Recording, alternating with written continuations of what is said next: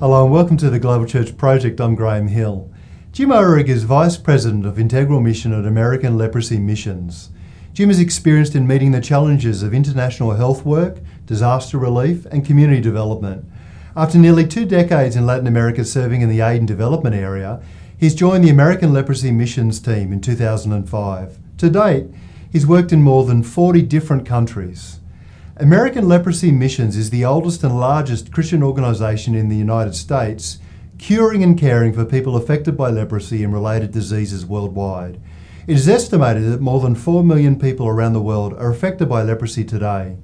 Jim is passionate to see the church address this challenge while witnessing to Jesus Christ. You work with American Leprosy Missions. Can you tell us something about that organisation and what it does? American Leprosy Missions was founded in 1906 as an extension of the British and Irish leprosy missions. So we began to work in 1906, working in the Philippines, and then gradually expanded to a range of other countries. First as care for people affected by leprosy, and then by the 1930s and 40s looking at different medicines, including Dapsone at the time, to treat leprosy. What is your role at American Leprosy Missions? My title is Chief Program Officer, and that sounds fancy, but in reality it means that I'm the orchestra conductor. We have an international team spread around the world, and we have a program team in the office in the United States, in the headquarters. And I'm just making sure, basically, that all the staff have the right music at the right time and the right instruments to play the right music. And the music must be based on our vision and our mission and our strategic plan. And prior to this role, you served in various parts of Latin America, I think. Can you tell us something about that history? Yeah, I was blessed to live 20 years in 4 different countries in Latin America. And for the first third of it, we were serving with a group called World Relief. And we worked mostly in Central America in refugee care and with an indigenous church association doing microcredit, literacy, and a range of other programs. After that, for the second 2/3 of the 20 years, we worked with MAP International Medical Assistance Programs. We were based in Quito, Ecuador, where the regional office for all of the Americas was based. People might have a vague sense of what leprosy is. So can you tell us what is leprosy and what are its symptoms? Leprosy is a mycobacteria. It's a germ, if you will. And it's a first cousin to both tuberculosis and to another neglected tropical disease called Buruli ulcer. And leprosy is not easy to contract, but still transmission does occur, and there's hundreds of thousands of people around the world that get leprosy each year. And there's also probably over 10 million people in the world that have a leprosy-based disability. How does it especially affect children? Well, children under the age of about 6 or 7, we do not generally see leprosy in children under that age, because the incubation period for leprosy is so long. It's not impossible, but very rarely do we see leprosy in children under 7. But starting at about 7 or 8 years old, it's quite common, and we see it running through up on all the different strata of ages. Leprosy in children is particularly troublesome because if it's not caught early, it means that the child will grow up into an adult that may be disabled or suffer severe stigma for the rest of their life, depending on where they live and what they do. Mm.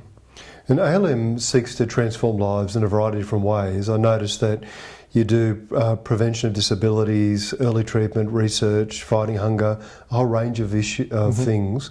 Can you just walk us through some of those strategies? Yeah, there's 3 main ways to look at what ALM does ministry-wise. 3 different pillars, if you will. There's the pillar to cure, there's the pillar to care, and there's the pillar to end. And the cure is basically finding and diagnosing people that are affected by leprosy and other neglected tropical diseases. With each passing year, it becomes more and more difficult to find people because the ones that are easy to find have been found. The ones that are easy to find have been found already. So we strive to encourage churches, schools, non-governmental organizations, and indeed ministries of health to work in early detection in order to get people on treatment as fast as possible. So if you start treating leprosy early, then the sequela that comes after, that I'll talk about in a moment, it will be much less or maybe avoidable. In terms of care is one of the main parts of what we do. That can range anything from prevention of disabilities in leprosy-affected populations. It could be water and sanitation and hygiene programs, agriculture, self-help, microcredit, a range of activities based in the community that sees people affected by leprosy become change agents in their very own communities. And the third thing we do is that we're striving to end leprosy, and we're developing a vaccine in conjunction with the Infectious Disease Research Institute. It's a nonprofit biotech, and we're looking forward to entering human trials in about a year or so from now, and we'll look for FDA, Food and Drug Administration approval in the United States, and once we have that, then other governments will automatically accept that vaccine. The vaccine will be used to vaccinate household contacts of people that, of other family members and other close contacts of people that have already been diagnosed. Now, the experience of people who have leprosy, does it vary depending on what country they're in, what caste they are, whether they're a man or a woman? Do those things make a difference in terms of the discrimination they face and their suffering? Absolutely. In certain places in the world, but not many, stigma is not a big problem. There's places in Brazil, in fact, where people don't really pay attention to a person that has had leprosy, or as it's called in Brazil, Hansen's disease. But you can travel 100 kilometers away, up or down the river, and that particular ethnic group or language group may have a big problem with it, and there may be a big problem with stigma for people. So it varies from place to place. India is the #1 country in the world for new cases of leprosy. About 75% of all new cases come from India. And India, if you're a Dalit, you're already sort of at the bottom of the ladder, so to speak.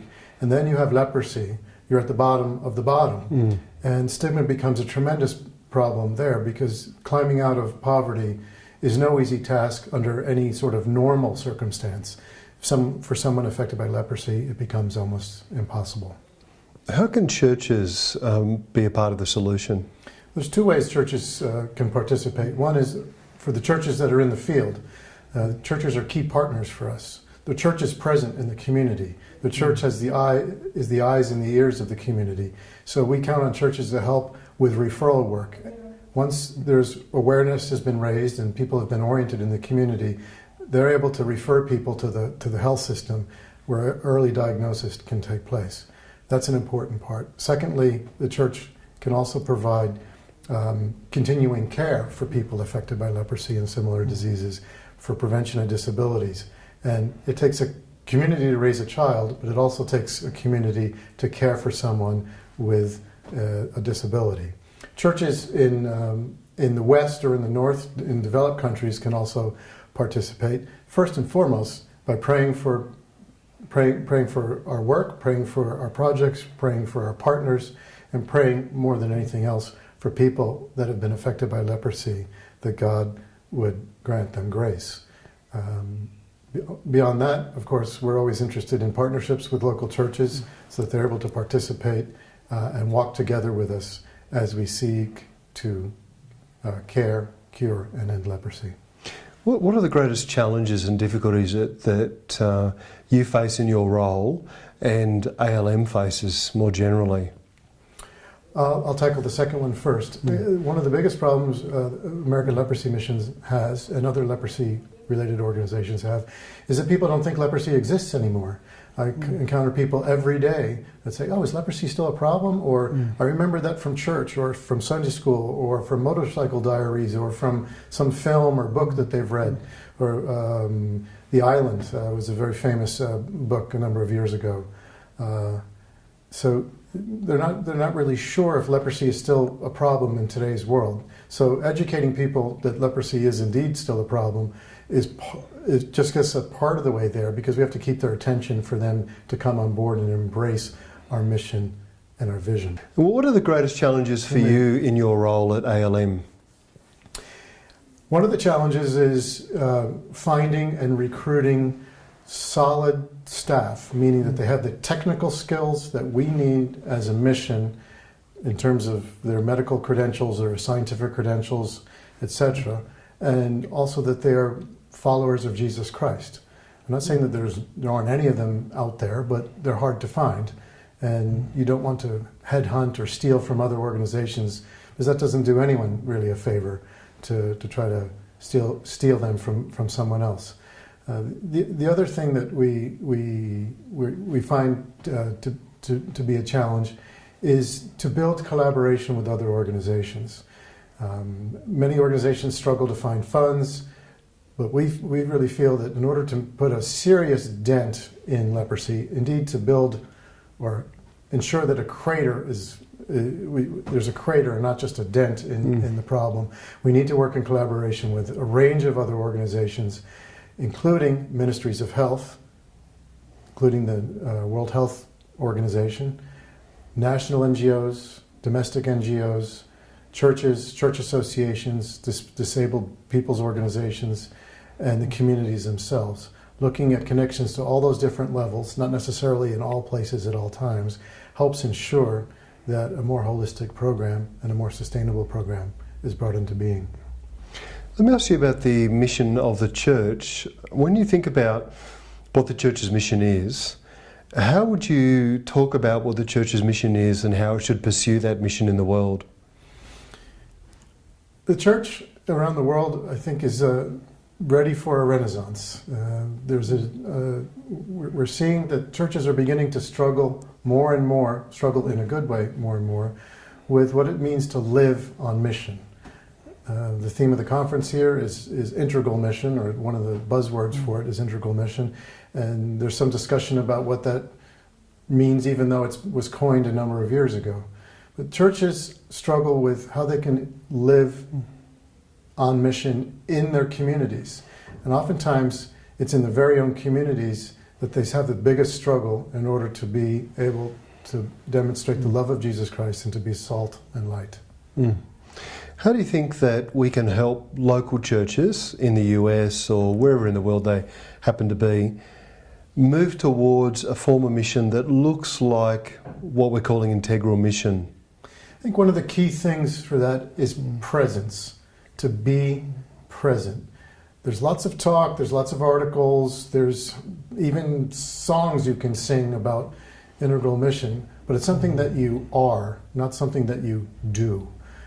So churches and church congregations, the church body, the body of Christ, actually needs to be present where those needs are. It may be across the street, across the motorway, or across the world.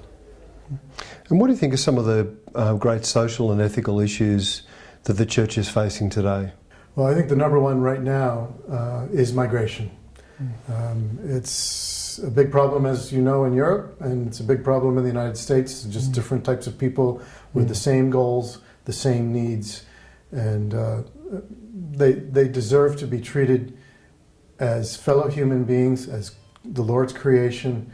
And I think it's an absolute travesty that many churches turn a blind eye to our brothers and sisters, human brothers and sisters, that are trying desperately to flee repression and violence and seek a better life for themselves and their families.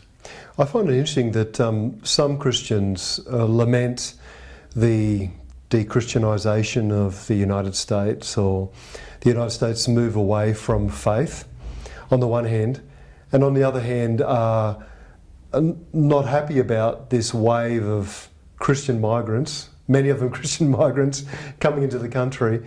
It seems like somehow there's a disconnect there going on in people's hearts and lives. Well, most Christians in the United States, I believe, would endorse a missionary movement of some kind.